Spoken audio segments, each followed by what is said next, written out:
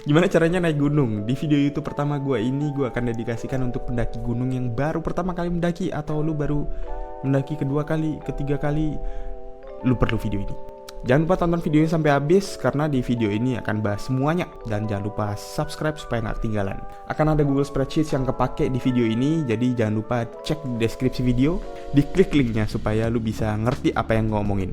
Adalah keresahan gue setiap kali gue nge-live TikTok atau bikin konten, dan banyak sekali yang bertanya, "Bang, gimana cara mendaki gunung? Bang, mendaki gunung bawa apa aja? Bang, mendingan pakai ini atau itu? Bang, aman atau enggak?" Itu gue kira edukasi gue itu udah cukup untuk kalian tonton satu-satu dan mulai mengerti perlahan-lahan. Tapi ternyata ya nggak semua videonya tersampaikan kan. Jadi ya gue akan bikin satu video panjang supaya membahas manajemen perjalanan ini bisa ditonton secara full.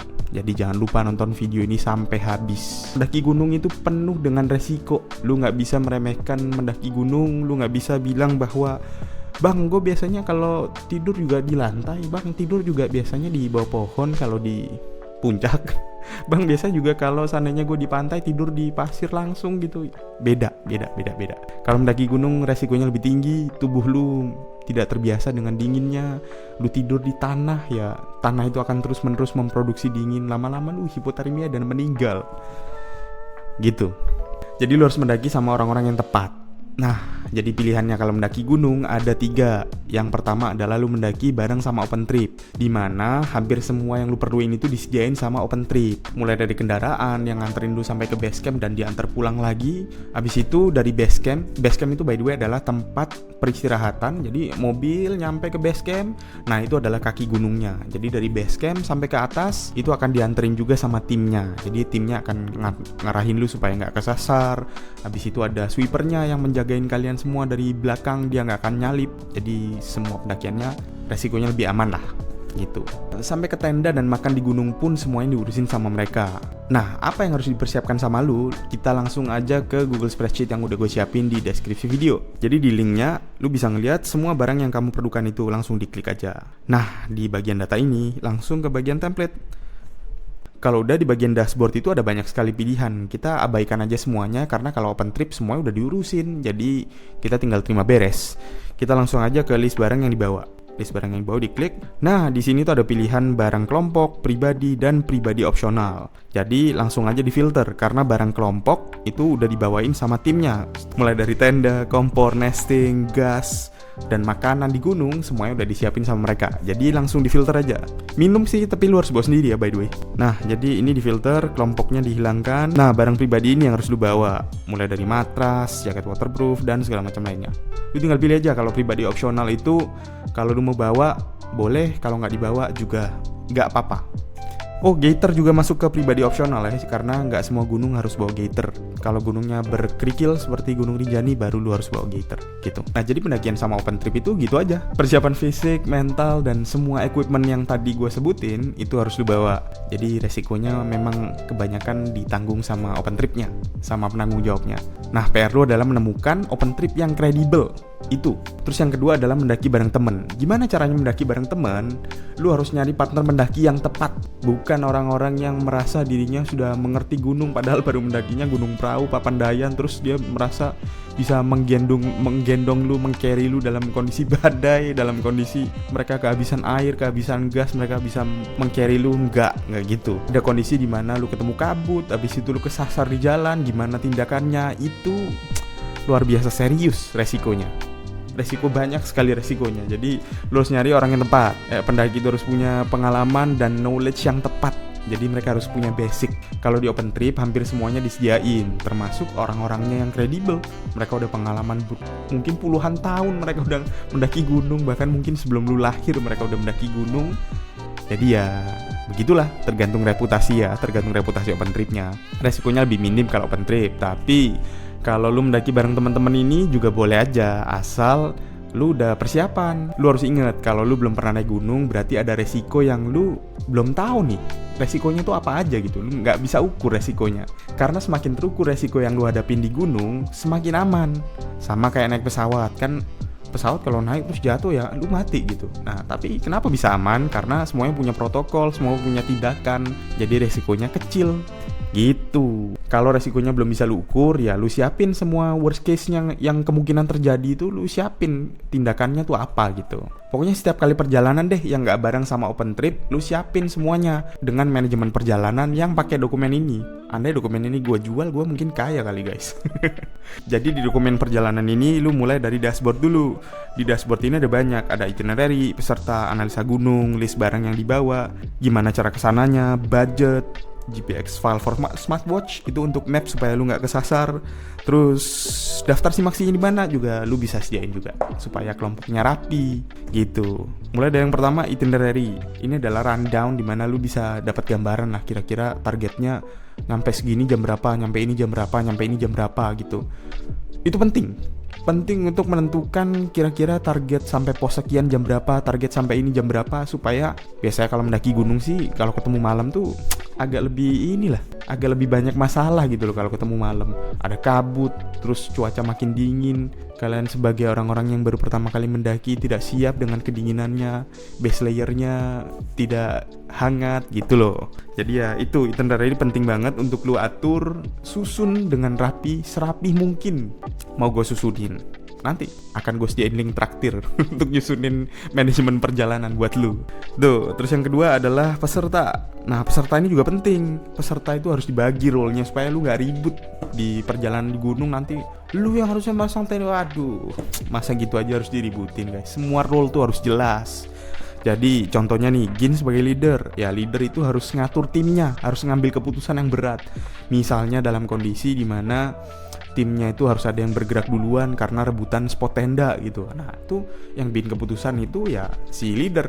Jadi kalau seandainya ada resiko apa-apa, yang menanggung leader karena dia yang ngambil keputusan itu gitu. Makanya dia harus adalah orang yang paling pengalaman dan paling punya knowledge dalam pendakian gunung itu. Terus yang kedua adalah sweeper. Sweeper itu role-nya di belakang, paling belakang dia nggak boleh nyalip siapapun, nggak boleh mendahului siapapun, karena tugasnya adalah memastikan semua teman-teman yang ada di depannya dia itu aman dari segala masalah. Misalnya ada lu atau gua yang jalannya pelan terus kita kecapean nih, ya akan ditungguin sama dia, biarin gitu. Dia akan sabar menunggu kita semua sampai malam, sampai subuh pun kalau kita tidak kuat akan ditungguin. Terus yang selanjutnya adalah navigator. Dimana navigator itu biasanya di paling depan untuk nunjukin jalan. Kita harus ngambil jalur yang mana, jalur yang terbaik yang mana gitu, supaya kita nggak kesasar aja. Nah itu 3 role utama yang paling penting.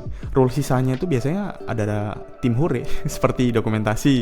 Ya oke lah, bisa ada bisa enggak gitu. Atau ada kang dapur, kang bikin tenda, kang ngambil air. Jadi role-role inilah nanti biasanya lu yang akan ditumbalin, karena lu gak bisa ngapa-ngapain, lu ambil air. Kalau gak bisa ini ya lu masak gitu. Bisa kayak gitu. Lanjut ke bagian analisa gunung ya. Nah analisa gunung ini adalah bekal yang paling penting juga. Jadi bekal yang paling penting, lu harus menganalisa gunungnya itu seperti apa, resiko apa yang akan lu hadapin di gunung itu. Jadi dari contoh, ini contohnya Gunung Sumbing Via Garung ya. Jadi kita mendaki ke Gunung Sumbing Via Garung, itu total tanjakan yang akan kita hadapi itu 2800 meter. Jadi itu luar biasa tinggi. Luar biasa panjang itu perjalanan. Total pendakian di paha lu yang lu dapat tuh 2,8 kilo. Jadi ya lu harus menanggapinya dengan serius dong, latihan gunungnya, latihan fisiknya. Tuh, jarak pendakian dari base camp sampai ke atas itu totalnya 7,5 kilo. Yang artinya kalau naik turun 15 kilo. Oh ya, base camp itu adalah tempat dimana lu naik mobil nih dari kota, abis itu nyampe ke kaki gunung. Nah itu base camp namanya. Tempat lu beristirahat, tempat lu makan, dan siap-siap untuk naik gunung tuh base camp gitu. Terus yang selanjutnya yang paling penting juga sumber mata air. Lu harus tahu sumber mata airnya ada di mana aja. Kalau di sini kan ada di pos 1 dan pos 3. Titik sumber air terakhir disarankan membawa cukup air. Nah gitu, lu harus memanage supaya air lu cukup untuk masak, untuk minum di jalan. Apakah lu boros air atau enggak, itu harus di-prepare dengan baik. Itu termasuk jadinya kalau lu makan Indomie kan pakai air, makan Indomie kuah pakai air. Terus nesting ya yang tahu-tahu aja lah, kalau seandainya mendaki gunung itu nesting tidak dicuci gitu. Jadi jangan jadi pahlawan dengan mencuci nestingnya pakai air di gunung kering seperti Ciremai. Itu saya korbannya, biasanya air saya yang dipakai cuci.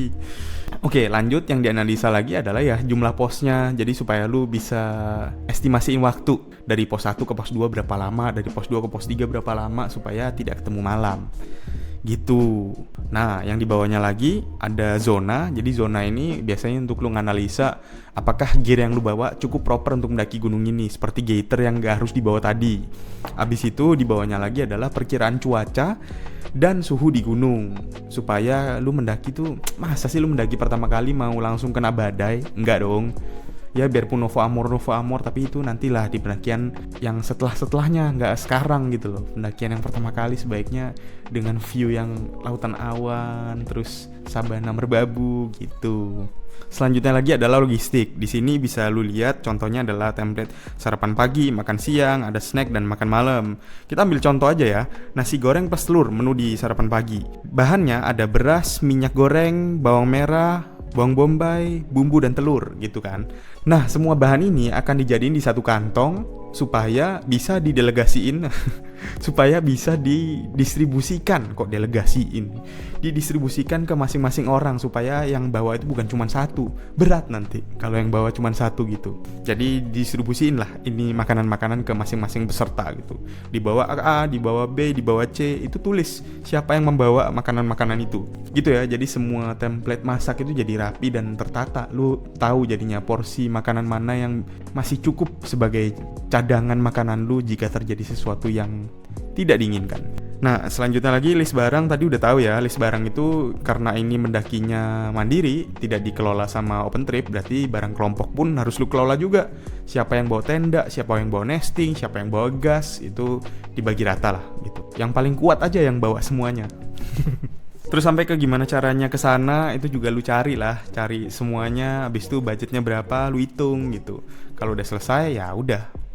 Itu aja sih. Jadi kalau seandainya mendaki bareng kelompok itu sebenarnya preparationnya lumayan loh. Tapi kalau seandainya preparation udah siap, lu mau punya strict parents pun yang takut dengan segala pendakian gunung itu, dengan manajemennya, wah nanti ini, nanti itu. Kalau seandainya ada manajemen perjalanan ini, presentasiin aja ke orang tua lu. Siapa tahu dengan mereka ngelihat keyakinan kita dan kesiapan kita, jadi bisa gitu kan. Oke, pilihan yang ketiga adalah lu mendaki solo hiking, yaitu mendaki sendiri. Yang paling terakhir ini semua role lu jalanin sendiri, mulai dari masak, sweeper, kang tenda, kang air, leader, lu sendiri yang ambil keputusan itu. Jadi ya sebenarnya kalau untuk introvert kalau punya knowledge bisa ke arah situ. Cuman nggak pendakian pertama juga dong. Kalau seandainya lu mentalnya belum terdidik, fisiknya belum ada, ya nggak bisa solo hiking gitu. Jadi manajemen perjalanan tadi bakalan lu jalanin semuanya sendiri. Ada waktunya. Bukan untuk pertama kali atau gunung ketiga langsung solo hiking, tidak.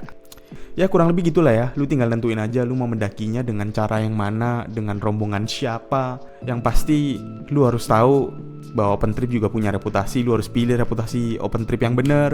Lu kalau mendaki bareng temen juga cari temen yang bener. Kalau solo hiking ya jangan macam-macam. Kalau udah punya pengalaman baru mendaki sendiri. Di next part kita bakalan bahas tentang peralatan gunung, sleeping system, dan banyak hal lainnya. Lu punya pertanyaan? Komen di bawah.